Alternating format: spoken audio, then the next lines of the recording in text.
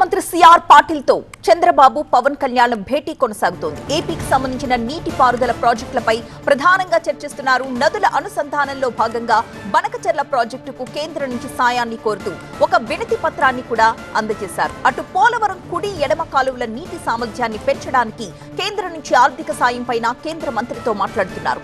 ఇవాళ మధ్యాహ్నం ఢిల్లీ కొత్త సీఎంగా రేఖా గుప్తా ప్రమాణం చేస్తారు. ఈ కార్యక్రమానికి హాజరైన అనంతరం 3 గంటల సమయంలో కేంద్ర హోంమంత్రి అమిత్ షాను కలుస్తారు చంద్రబాబు.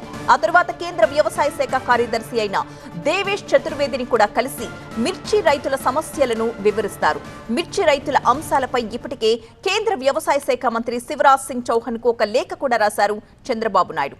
కొద్ది రోజుల క్రితం శివరాజ్ సింగ్ చౌహాన్ తో ప్రత్యేకంగా భేటీ అయ్యారు మరో కేంద్ర మంత్రి రామ్మోహన్ నాయుడు.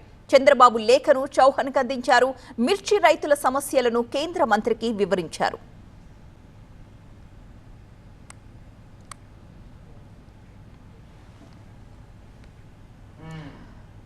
ఈ రోజు సీఎం అండ్ డిప్యూటీ సీఎంల షెడ్యూల్ పూర్తి సమాచారం అందించడానికి మా ప్రతినిధి మహాత్మా సిద్ధంగా ఉన్నారు. మహాత్మా, ప్రస్తుతం కేంద్ర జలవనరుల శాఖ మంత్రితో ఇద్దరు కూడా భేటీ అయ్యారు. ఆ తరువాత డైరెక్ట్ ఢిల్లీ సీఎం ప్రమాణ స్వీకారోత్సవానికి హాజరవుతున్నట్లుగా తెలుస్తోంది. ఈ రోజు డే మొత్తం షెడ్యూల్ ఏ విధంగా ఉంది? ప్రస్తుతం అయితే కేంద్ర జలశక్తి శాఖ మంత్రి సిఆర్ పాటిల్ నివాసంలో ఈ భేటీ జరుగుతోంది. భేటీ ముగియరావచ్చిందని కూడా మనం చెప్పవచ్చు.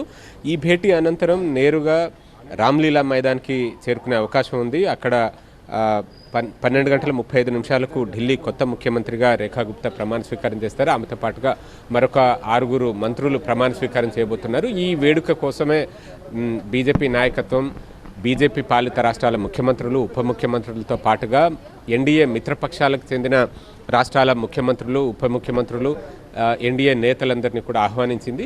సో అందులో భాగంగానే ఇద్దరు నేతలు కూడా వచ్చారు. తెలుగుదేశం పార్టీ అధినేతగాను రాష్ట్ర ముఖ్యమంత్రిగాను ఉన్న చంద్రబాబు నాయుడు, అలాగే జనసేన పార్టీ అధినేత డిప్యూటీ సీఎంగా ఉన్న పవన్ కళ్యాణ్. ఆ ఇద్దరు వచ్చిందే ఆ పర్పస్లో.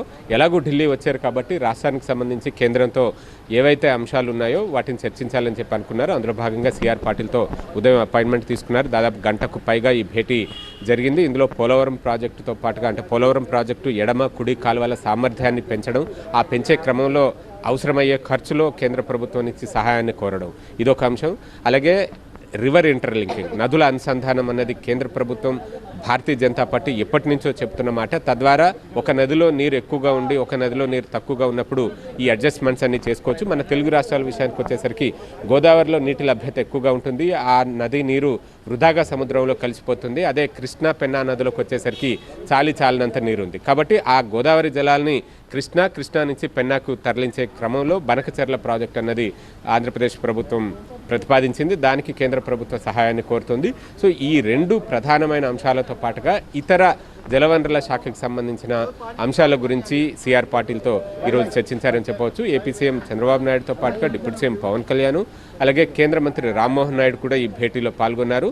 సో ఈ ఏపీకి సంబంధించిన అంశాలన్నీ ఇప్పుడు ఇక్కడ చర్చించారు. నెక్స్ట్ ఢిల్లీ కొత్త ముఖ్యమంత్రి ప్రమాణ స్వీకారానికి వెళ్తారు. ఆ తర్వాత మధ్యాహ్నం 3 గంటలకు కేంద్ర హోంమంత్రి అమిత్ షాతో భేటీ జరుగుతుంది.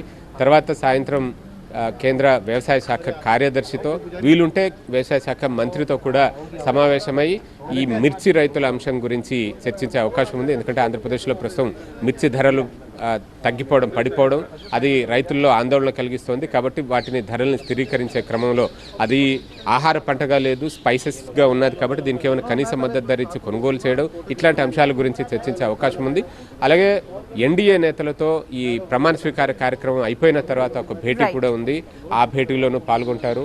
పవన్ కళ్యాణ్ సైతం ఈ సీఎంతో పాటుగానే ఈ అన్ని మీటింగ్స్లో పాల్గొని సాయంత్రం ఇద్దరు నేతలు తిరిగి వెనక్కి వెళ్ళిపోయే అవకాశం ఉంది. Right, thank you Mahatma.